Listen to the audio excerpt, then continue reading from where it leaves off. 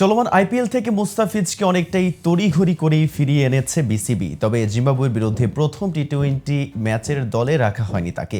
এ নিয়ে বিস্ময় প্রকাশ করেছে মুস্তাফিজের অনেক ভক্ত। তাহলে এত আগেই তাকে আইপিএল থেকে দেশে ফিরিয়ে আনা হচ্ছে কেন?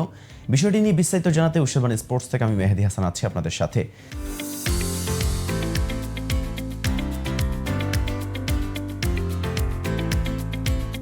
জিম্বাবুয়ের বিরুদ্ধে প্রথম 3টি টি-20 ম্যাচের জন্য সোমবার 15 জনের দল ঘোষণা করেছে বাংলাদেশ ক্রিকেট বোর্ড। তবে নাজমুলের নেতৃত্বাধীন দলে নেই মুস্তাফিজুর রহমান এবং সাকিব আল হাসান। আইপিএলের এবারের আসরে চেন্নাই সুপার কিংসের হয়ে দুর্দান্ত খেলেও বাংলাদেশ দলে জায়গা হলো না মুস্তাফিজের। স্বেচ্ছায় সরে দাঁড়িয়েছেন প্রাক্তন অধিনায়ক সাকিব আল হাসানও। তবে বাদ নয়, আসলে বিশ্রাম দেওয়া হয়েছে মুস্তাফিজকে।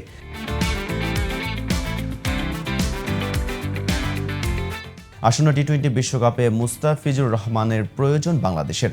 আইপিএলে চেন্নাইয়ের হয়ে প্রায় সব ম্যাচেই খেলেছেন তিনি।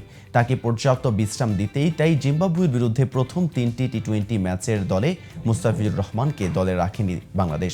আসন্ন বিশ্বকাপের জন্য ফিট রাখতেই মূলত এই সিদ্ধান্ত নিয়েছে বাংলাদেশ ক্রিকেট বোর্ড। উল্লেখ্য, আগামী 1 মে Chennai super kings Punjab kings ম্যাচের পর দেশে ফিরে যাবেন অভিজ্ঞ বাঁহাতি বোলার।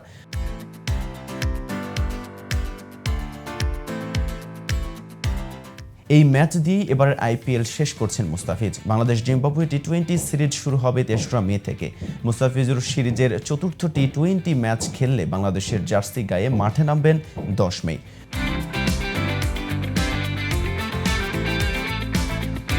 প্রথম 3টি টি-20 ম্যাচের দলে রাখা হয়নি প্রাক্তন অধিনায়ক সাকিবকেও। তিনি স্বেচ্ছায় সরে দাঁড়িয়েছেন।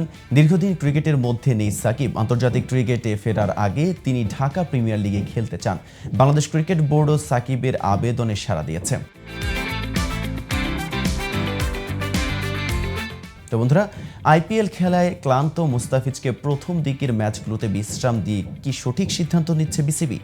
কমেন্ট বক্সে জানাতে পারেন আপনার মূল্যবান মতামত। আর ভিডিওটি ভালো লাগলে ক্রিকেট প্রেমীদের নিকট শেয়ার করতে ভুলবেন না। আজ এ পর্যন্ত এতক্ষণ সাথে থাকার জন্য ধন্যবাদ। নিত্য নতুন সকল আপডেট পেতে উশারবাণী স্পোর্টসের সাথেই থাকুন।